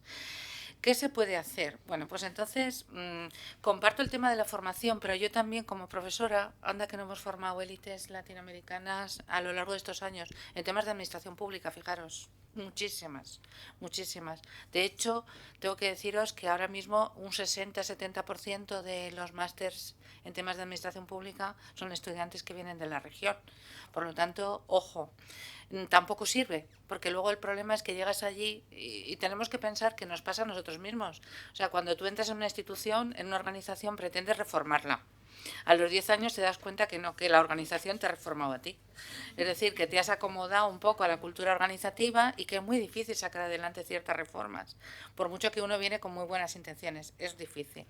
Entonces, bueno, yo, ¿qué estaba pensando? Estaba pensando a lo mejor, por ejemplo, y si en lugar de hacernos planteamientos, porque claro, luego tenemos un problema, se ha incrementado la renta media de los países y en muchas ocasiones, de acuerdo, no somos capaces de, o sea, no llegamos a determinados países porque ya no son susceptibles de un determinado tipo de cooperación. Entonces estaba pensando, por una parte, dos salidas, una la cooperación triangular, que en un determinado momento se puso muy de moda y que ahora parece que la hemos vuelto a olvidar un poquito, y a mí me parece que esa puede ser una solución. Es decir, y el fortalecimiento de organismos regionales. Es decir, que sean propios organismos regionales los que de alguna manera sean capaces de seguir a medio plazo desarrollando reformas en determinados ámbitos en la región. Porque claro, es la única forma de que estas, diríamos, medidas puedan sobrevivir a medio plazo. Porque en ocasiones los cambios de gobierno se llevan por delante buena parte de todo, diríamos, los mecanismos que hemos puesto en marcha en determinadas coyunturas. Entonces, digo, por buscar soluciones. No son soluciones fáciles, porque claro, volvemos a decir, tenemos que cambiar incluso, si hemos dicho que cambiar o modificar la cultura política de las sociedades es un proceso largo y laborioso, fijaros lo que es modificar también la cultura institucional, ¿no? El funcionamiento de las instituciones también es un proceso largo y laborioso. O sea, que en el fondo, para que haya una correlación virtuosa, vamos a decirlo así, pues entonces se tiene que producir, ¿no?, todos estos elementos. Con esto no digo que no sigamos formando, tenemos que formar, pero creo que tampoco es la solución en sí misma, por lo menos por lo que a nosotros nos ha demostrado la experiencia en ese plazo. Con respecto a la cumbre, a ver, lo que voy a decir no va a ser políticamente correcto. No lo grabéis. No, pero no es políticamente correcto porque, vale, yo estoy de acuerdo. Tenemos ante nosotros retos muy importantes, el tema de la crisis ecosocial, las transiciones medioambientales, energéticas, el tema de la digitalización. Pero eso yo lo veo todo muy bien, pero es como cuando a alguien le hablas de esto y sin embargo no le estás facilitando los mecanismos para que coma todos los días. No sé si se me está entendiendo. Es decir, todo eso está muy bien. Yo lo suscribo. Pero creo que el problema es más estructural. Entonces, cuando tú tienes un problema estructural, pero no lo abordas porque ya estás en otra dimensión, por eso digo, ojo, hablamos del desarrollo en transición, sí, el desarrollo en transición, pero es que hay un componente de ese desarrollo que efectivamente ha tenido un pozo institucional y un pozo ciudadano que no hemos logrado revertir en los últimos años. O sea, yo creo que los datos nos están diciendo eso. O sea, si tú sigues incrementando la desigualdad, si tú sigues incrementando la desconfianza, si tú sigues teniendo instituciones vulnerables, pues algo estaremos haciendo mal, porque lógicamente no lo hemos interpretado bien. Con eso, que no se me entienda, es decir, yo, Carmelo, sería partidario como tú de haber incrementado los estímulos democráticos. Creo que ahí hay que seguir insistiendo. Es decir, es como cuando tienes a un enfermo terminal y en el fondo, ¿qué le vas a garantizar? ¿Te vas a morir en buenas condiciones? No, hombre, no. Vamos a intentar salvar al enfermo, ¿no? Esa es un poco como yo veo la situación. ¿Esto qué significa? Pues que creo que no podemos dar por sentado que hemos ido superando etapas en el ámbito de la cooperación. Es como yo lo veo. Es decir, creo que estamos en otro momento, en otra coyuntura, pero también creo que tenemos que ser extremadamente críticos con las etapas que se han ido dando. Porque el proceso, eso es como os decía antes, lecciones aprendidas. Hemos aprendido cosas, pero también ha habido cosas que sinceramente no hemos abordado en ese contexto. Entonces, en mi opinión, los estímulos democráticos siguen siendo absolutamente necesarios. Y de hecho, fijaros, es que esto es lo más importante. ¿Cuántos de los que había allí no están en serias dificultades en sus propios, diríamos, contextos institucionales? O sea, pues muchos, por no decir casi todos. Claro, entonces, y bueno, y nosotros, por supuesto. Por eso digo, si es que aquí nadie se libra. O sea, todos necesitamos estímulos democráticos. Porque todos tenemos el riesgo, ¿de acuerdo?, de retroceder. O sea, esa visión de que avanzamos y el progreso es un lento avance hacia el infinito y más allá, como decía Buzz Lightyear, no. ¿De acuerdo? Es decir, ojo, podemos retroceder. Entonces tenemos que ser plenamente conscientes e ir de alguna manera solidificando y cimentando bien esas instituciones para... Yo soy muy institucionalista, lo siento. Es verdad que a lo mejor eso se nota mucho en mis intervenciones, pero sí que creo que la fortaleza institucional es un diríamos, pues una barrera, ¿no?, que nos permite defendernos. Ahora bien, ¿dónde están los problemas? Por ejemplo, ¿qué hemos predicado mucho y no hemos hecho nada? ¿Le hemos metido mano a los partidos políticos en algún momento? La financiación de los partidos políticos, la fortaleza de las organizaciones, la transparencia dentro de estas instituciones, no hemos hecho nada. Digo incluso aquí, ojo. O sea, ese es un problema fundamental, el tema de la regulación de los partidos. Fijaros, a veces porque no se puede. Vuelvo a hablar como vocal de la Junta Electoral Central. Nosotros tenemos una ley electoral del año 86, que todos somos plenamente conscientes de que habría que reformar. ¿Alguien le va a meter mano? No. No por miedo. No porque no sabemos cuál puede ser el resultado. No porque no hay apoyos suficientes. ¿De acuerdo? Pasa lo mismo con el tema de la financiación de los partidos. Y nos pasa lo mismo con la financiación del Estado y las autonomías. Aquello que no podemos abordar, no se aborda y se va quedando, se va quedando, se va quedando. Claro, el punto es que en algún momento aquello se va a caer.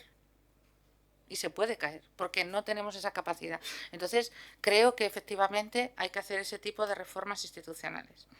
Claro, lo de Vicente ya me descoloca, porque en el fondo él me dice, todo lo que dices está muy bien, pero a medio y largo plazo. Y yo lo que quiero es que ahora me nos digas qué se puede hacer a corto plazo. Pues no tengo soluciones, Vicente, lo lamento.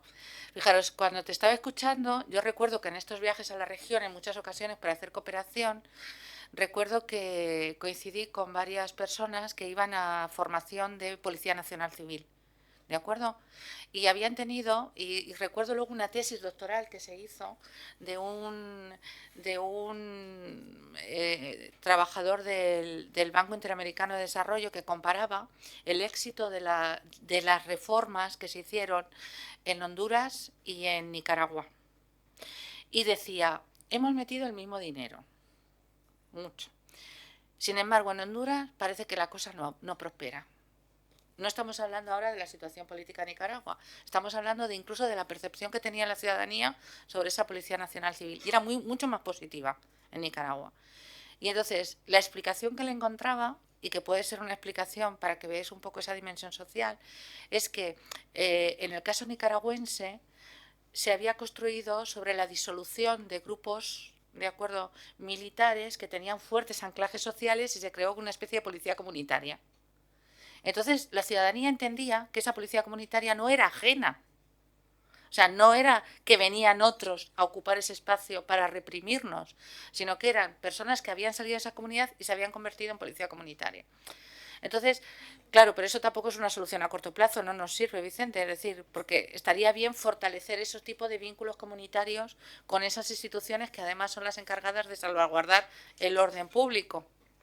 Pero si esas personas no tienen garantía de que puedan sobrevivir, como dices tú, ¿no?, de que tienen que emigrar por las presiones que tienen, pues entonces realmente no se me ocurre. Fijaros que ahora estamos en un dilema muy importante en la región, porque además de la inseguridad, que se ha comentado, tenemos la vinculación que se hace con la migración. Y entonces, este es un debate gravísimo que afecta incluso a países que en teoría estaban en situaciones de muchísima estabilidad, como Chile. Tú ahora hablas con cualquier ciudadano o ciudadana chileno y es que lo viven.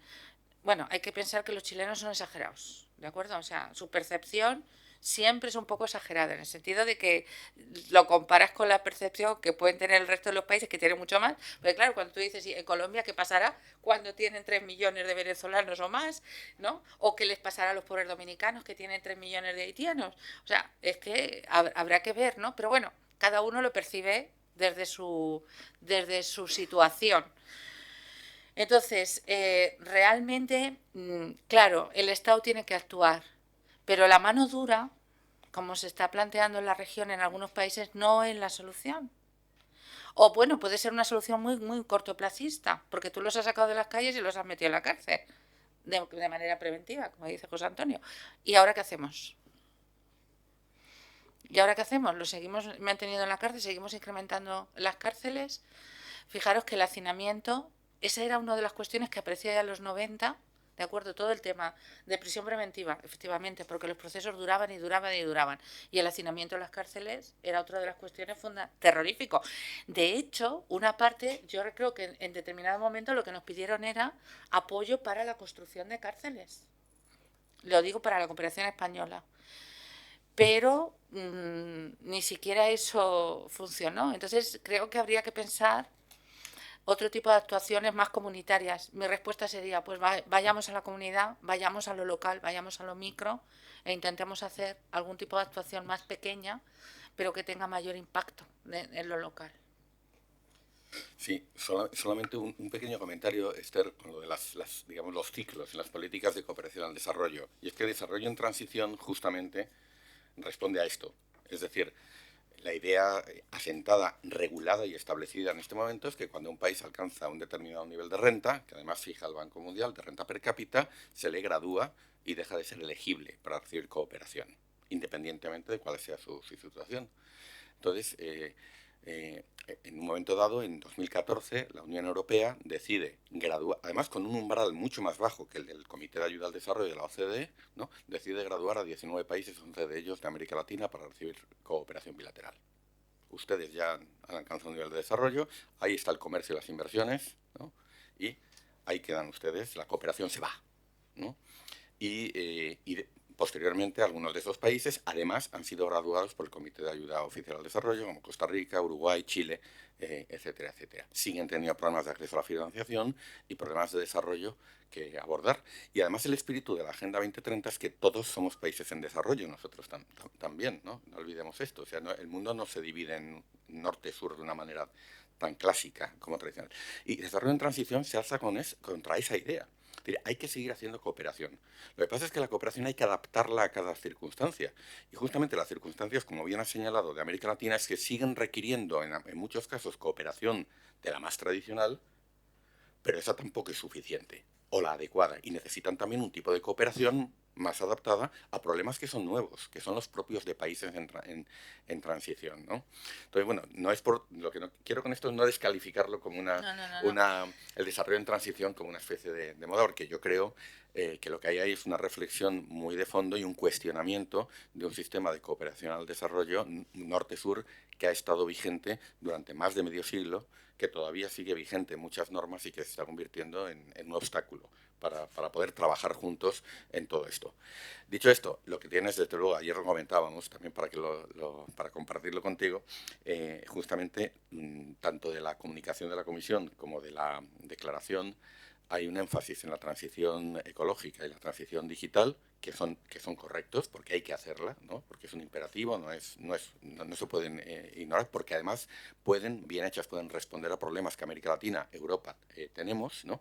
Pero al mismo tiempo lo que echábamos en falta justamente era la transición, lo que hemos llamado la transición social, que no es sino una forma de poner sobre la mesa, de querer seguir hablando, insistir en que tenemos que seguir hablando de las desigualdades de renta, de territorio, de género, de etnia, arraigadas, anteriores y distintas a las que pueda generar, ¿no?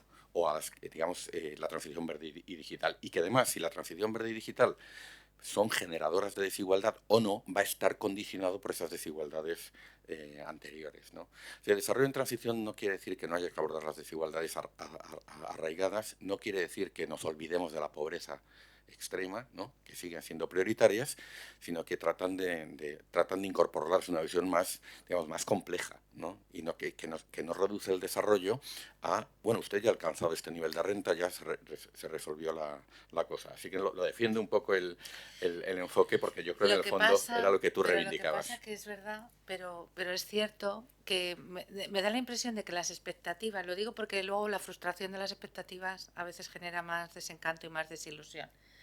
Se han puesto muchísimas expectativas en ese proceso de acuerdo de transiciones y veremos a ver porque, a ver, lo que trato de explicar es que cuando tú tienes unas estructuras reduccionistas, por mucha inversión que luego hagas, digo, ¿cómo se va a producir el litio? Pues dependerá de las estructuras en cada país. Por eso os digo que las estructuras siguen siendo determinantes o muy importantes para ver cómo se produce ese tipo de desarrollo en transición. Yo un día le dije a José Antonio, digo, voy a hablar de la democracia en transición. Y me dice, ¿y eso qué quiere decir? Digo, pues que en el fondo la democracia tampoco se termina de consolidar, sino que es una democracia de transición y puede ir hacia adelante y puede ir hacia atrás. Y ese es un poco lo que queríamos plantear. Hablamos de desarrollo en transición porque queremos seguir hablando de desarrollo y queremos seguir hablando de progreso humano, incluso en los lugares donde se dice que eso ya no hay que hablar de ello porque lo resuelve el mercado, o donde se dice que ya han alcanzado un nivel en el que tenemos que dejar de preocuparnos por ello. O sea, que en el fondo también es esto, es que queremos seguir hablando de estas cosas. O sea, hay una agenda ahí que sigue vigente. Pero bueno, ahí tenemos más preguntas, ¿no? Allí detrás, en primer lugar, ¿no? No, perdón, sí, perdona. Bueno, era el compañero que estaba atrás, pero venga, adelante. Luego le pasas... ¿Eh? ¿Eh? ¿Que ahora preguntes y lo pasas? Sí, sí. Bueno, primero, buenos días, muchas gracias por estar aquí hoy. Como estudiante de Derecho, mi pregunta va relacionada con el Estado de Derecho y con la relación con los regímenes autoritarios. De las primeras cosas que estudiamos en primero, en Filosofía del Derecho, el Estado de Derecho existe para salvaguardar a la ciudadanía.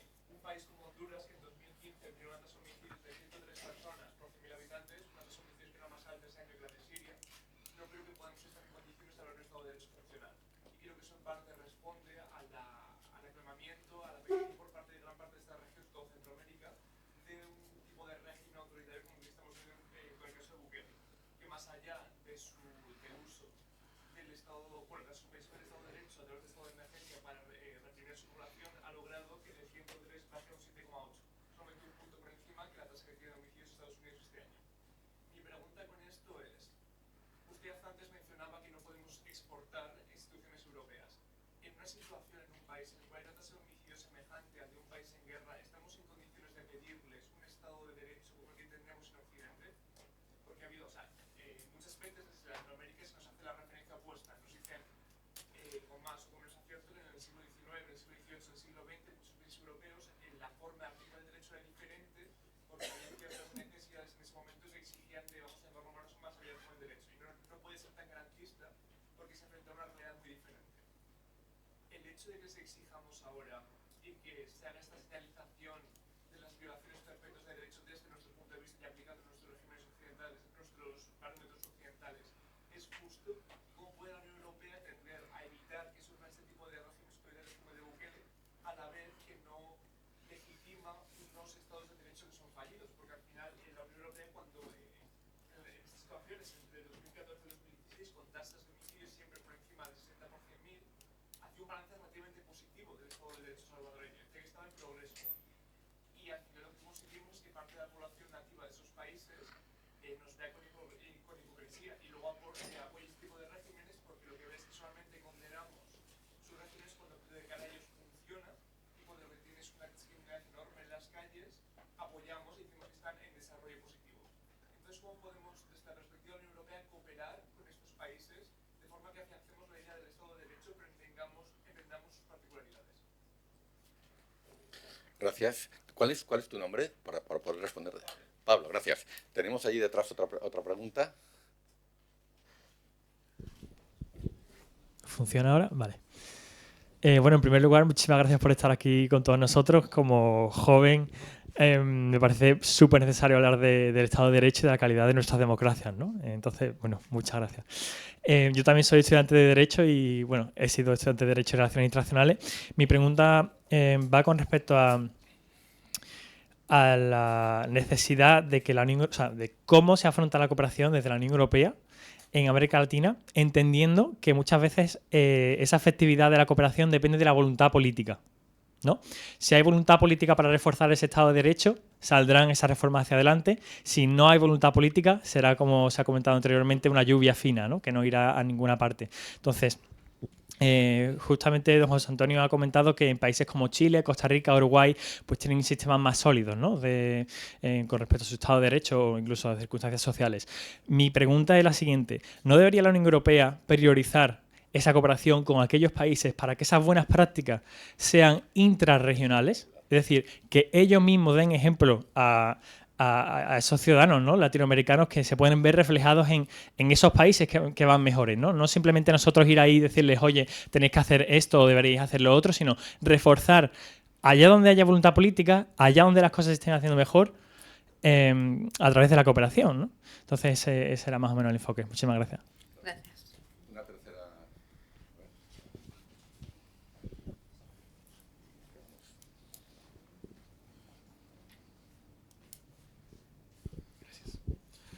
Sí, bueno, gracias profesora por la conferencia y un poco siguiendo la línea de las otras preguntas. Y Dylan Pereira de Venezuela. Y siguiendo un poco la línea de la discusión de las preguntas anteriores, una visión que me parece interesantísima de la democracia es la de Norberto Bobbio, una visión tripartita, y me enfoco en la tercera dimensión, que es como horizonte, ¿no? todos aquellos que creemos en estos valores, que creemos en los principios de democracia, en la consolidación, entendemos de una forma u otra que es un proceso largo, que es un proceso que está en permanente construcción y autoperfeccionamiento, que la posibilidad de generar instituciones que coapten, que se adapten, un poco darwiniano, ¿no? Pero que logre alcanzar adaptación ante nuevas circunstancias y nuevos desafíos. Pero ¿cómo nosotros podemos convencer, nosotros en ese sentido de espíritu democrático, a esta clase, a estas mayorías latinoamericanas que se vuelven indiferentes porque lo que le interesa es su vida del momento? ¿Cómo, sobre todo en perspectiva de comunicación pública y comunicación política, lograr manejar estas urgencias que tenemos que reconocer que son reales? Urgencias que obligan a millones de personas a emigrar, urgencias de calidad de sanidad pública que no existe, de educación en instituciones públicas educativas que tampoco proveen sus servicios, de estados de derechos inexistentes, de maras centroamericanas que fuerzan a caravanas migratorias desde hace 30 años, un poco silenciadas hoy por la crisis venezolana, pero que siguen existiendo. Entonces, ¿cómo manejar en percepción pública esta visión de decirle a la gente, tienes que esperar porque son procesos difíciles, estamos en cooperación, estamos construyendo mecanismos nuevos que permitan una consolidación democrática que te va a dar una mejor calidad de vida en el futuro, pero en el momento resiste? O sea, esa visión de fortalecer o hasta qué punto extremar la resiliencia de las poblaciones latinoamericanas en este sentido y globales. Y también consultarle que me parece que el Banco Mundial hoy habla más de una nueva gobernanza, ¿no? Y habla de esta visión de la buena gobernanza, ¿no? ¿Cómo ligarlo a la perspectiva de los nuevos indicadores que podamos tener para tener calidad democrática? Y finalmente, relacionar la cooperación. Hay una suerte de caldo de cultivo en la región y que se reivindicó en la cumbre de Bruselas de reparación histórica por lo que ha sufrido América Latina, incluso la desigualdad que tenemos, nuestras responsabilidades frente a cosas como el cambio climático, y exigimos una justicia histórica también a este respecto. Entonces, muchas veces cuando la cooperación viene, regímenes políticos con tendencias autoritarias suelen decir, aquí nadie va a hacer sino lo que nosotros digamos que vamos a hacer. No vienen ahorita los Estados Unidos y Europa a decirnos qué es lo que tenemos que hacer, ¿no? Entonces, ¿cómo lidiar, cómo cambiar la percepción de que la cooperación no está para dictarnos normas extranjeras, sino más bien para esta compatibilidad de compartir experiencias y buenas costumbres en este sentido? Gracias por de antemano. Bueno, muchísimas gracias por las preguntas. Voy con Pablo. A ver, el problema, yo diría, es que en el caso de muchos de estos países estamos ante estados fallidos.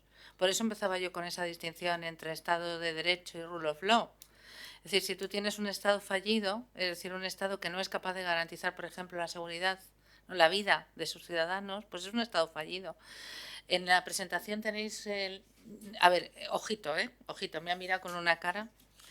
En la presentación os he puesto el índice de estados fallidos, ¿de acuerdo?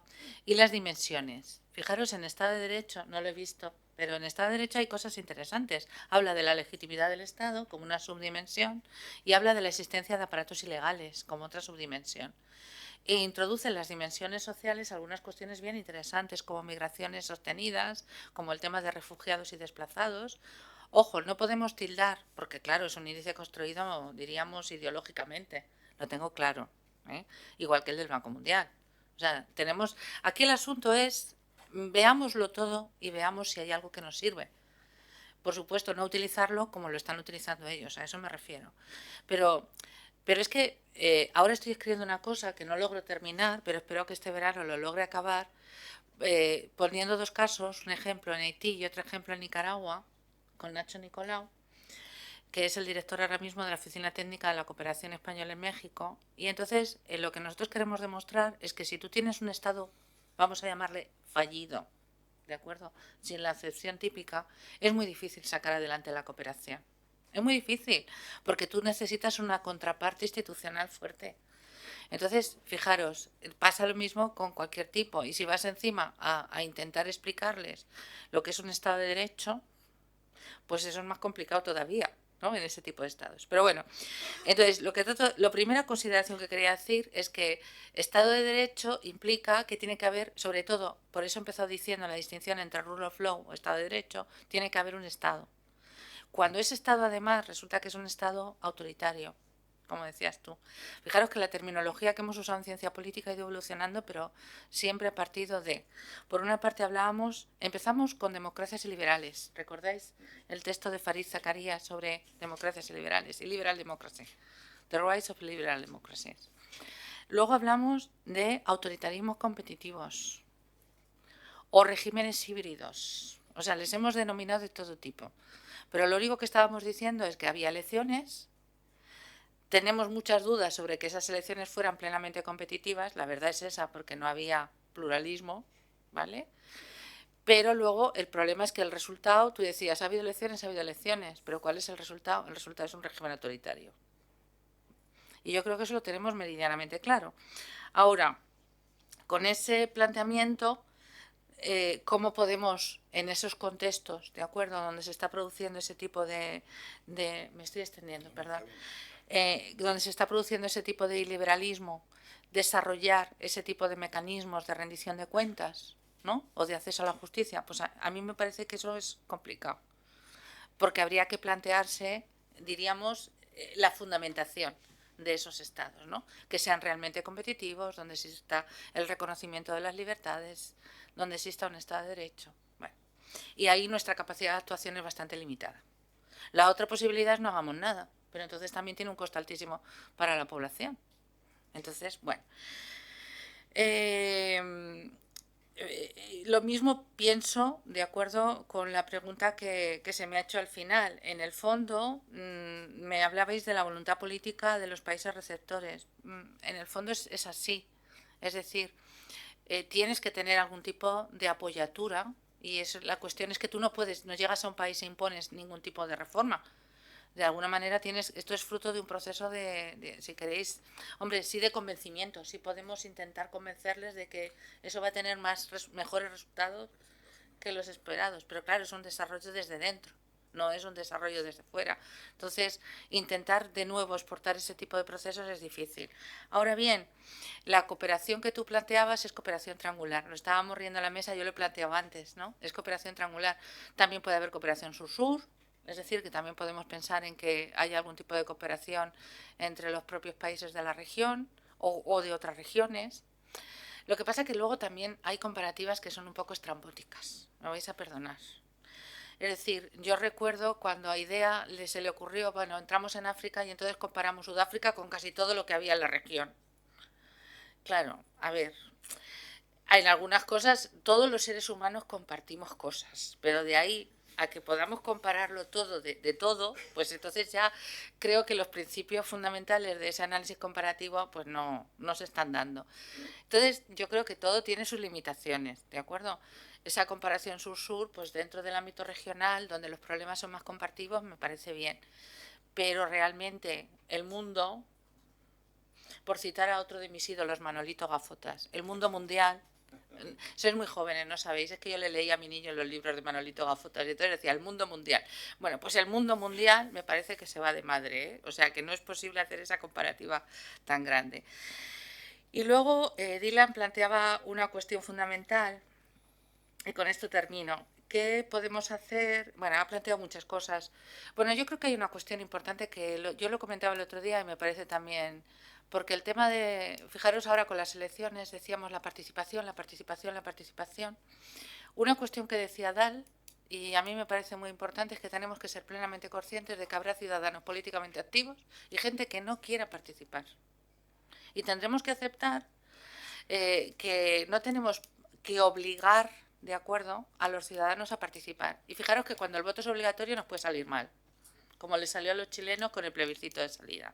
¿De acuerdo? O sea, ojito, porque en el fondo siempre habrá un porcentaje. Ahora, ¿qué pasa cuando ese porcentaje de los que no participan están cabreados? Porque eso es lo que realmente me estáis preguntando. Es decir, ¿qué pasa cuando se sienten, ¿no?, ignorados? Y además son pobres, efectivamente. Bueno, yo creo que ahí hay otro problema. Es decir, ahí lo que está mostrando el Estado es poca capacidad de respuesta ante los problemas de los ciudadanos. Entonces ahí es donde hay que actuar. Entonces, ¿dónde hay que actuar? Fijaros, a lo mejor no hay que actuar sobre la representatividad. A lo mejor hay que actuar sobre la responsiveness, sobre la capacidad de respuesta. Yo os hablaba antes de ese, diríamos, calidad de los servicios públicos. Porque un ciudadano puede ser apático porque tiene más o menos su vida resuelta y dice, ¡buah!, pues que participen los de siempre. ¿De acuerdo?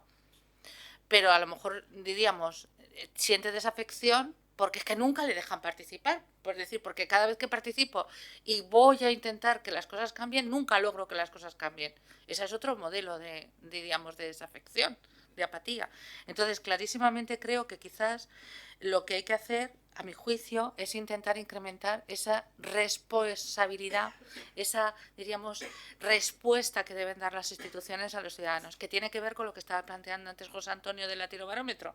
Si tú incrementas la satisfacción con la democracia, yo estoy segura que va a subir ese porcentaje de personas que defienden ese modelo de democracia, ¿no? Eso seguro. El tema de la good governance. Bueno, en realidad las acepciones de buena gobernanza son muy distintas, pero yo me quedaría con una, y es que en el fondo ya no estamos en un modelo jerárquico donde es el Estado el que tiene que determinar cuáles son los patrones o cuál va a ser el momento, la dirección de las decisiones, sino que estamos como en una especie, para intentar explicarles a mis estudiantes cómo funciona esto, yo les digo, imaginaros un coche, ¿no?, donde van sentados el Estado, el mercado y la sociedad, los tres en el coche. Ahora, aquí el asunto, estamos todos, pero lo que tenemos que realmente discernir es quién conduce. Como dicen los americanos, who is steering? ¿Quién es el que está al volante? Mi respuesta es el Estado, lo siento. ¿Vale? Hay otras respuestas. Hay gente que dice el mercado y venga, que sea el mercado un poco el que en esa, diríamos, espuma ascendente nos genera una cierta estabilidad. También hay una respuesta que dice la sociedad. Ojo, pero a mí entonces me faltan las instituciones. Ya os he dicho que peco de institucionalista. Y luego termino con el tema de la reparación histórica y, bueno, ¿qué podemos hacer? Clarísimamente lo que vuelvo a decir es que yo tengo una gran confianza y yo creo que eso va a salir estos días, porque además seguramente en que se puedan construir algún tipo de organismos regionales o fortalecer algunos existentes para intentar de alguna manera, bueno, pues que aquellos que han avanzado más puedan apoyar a aquellos que han avanzado menos y puedan de alguna manera mostrar cuál puede ser el camino de ciertas reformas que han funcionado. Lo que pasa es que es verdad que la coyuntura no es fácil porque aquellos que han avanzado más lo están pasando mal. O sea, quizás la única excepción es Uruguay, pero bueno, Uruguay vive un poco, me vais a perdonar, sí, a su bola. Entonces, dicho esto, Costa Rica no lo tiene fácil y Chile lo está pasando mal. Entonces, claro, ¿dónde ponemos nuestra mirada? ¿Dónde ponemos nuestra mirada para ver realmente esa estabilidad o esa idea de cohesión o esa idea de política que fuera más ampliamente compartida? Porque la situación no es fácil en ninguno de los países de la región. Fijaros, y con esto termino, en el fondo nos parecemos mucho. Porque es decir, nos parecemos mucho en el sentido, diríamos, que todos estamos en un contexto donde la fragmentación es muy importante, la polarización es una cuestión fundamental también. Entonces es muy difícil alcanzar respuestas más o menos consensuadas en contextos con tan, diríamos, frágil institucionalización y con tanta polarización, porque y tampoco nosotros podemos dar muchos ejemplos de eso. Vuelvo a decir lo mismo. Es decir, Europa está altamente polarizada, el surgimiento de expresiones de esa extrema derecha y el impacto que puede tener sobre el recorte de los derechos de los ciudadanos es muy importante. Entonces, ¿cómo podemos realmente? Creo que fijaros que esto debería ser una lección casi compartida entre todas y todos, ¿no? Es decir, ¿qué debemos hacer en los próximos años para que un contexto donde, diríamos, el pluralismo, la competencia y el reconocimiento de amplios derechos políticos, civiles y sociales sea grande? Ese sería un poco el modelo. Pero vuelvo a decir, no tenemos ahora mismo un referente. Quizás esa... Y vuelvo a terminar con un sentido muy pesimista. No os preocupéis, ¿de acuerdo? Digo, porque es que, claro, cada vez que termino os deprimo más. Seguro que el día después os va a subir la moral, pero yo... Bueno, ha sido un placer. Muchísimas gracias.